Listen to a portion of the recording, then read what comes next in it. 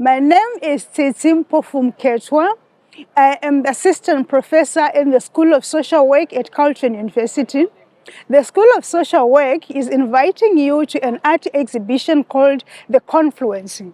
Why the Confluence? The Confluence refers to a meeting place of tributaries where they join a larger river. So the theme of our exhibition draws from an international action research project that took place from South Africa through the Confluence Colloquium at the Future and Water Institute. So through this research, we have decided to take it to an inter-university mobile art exhibition that will take place in Ontario. We recently had one at Western University in London. So we are bringing the art exhibition to Carleton. We encourage you to come and interact with the different multimedia art exhibitions that are in the MacOdrum Art Library from the 9th of October to the 20th of October during the library hours.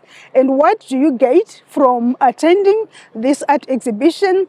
You actually walk away with a much deeper and new understanding of water justice issues as they affect diverse communities. You also appreciate the arts-based methods that we use to address different communities' problems. And more importantly, you would have an opportunity to contribute to water justice issues as they affect our communities in the larger Carleton community and beyond. Thank you. We look forward to seeing you at the art exhibition. Thank you.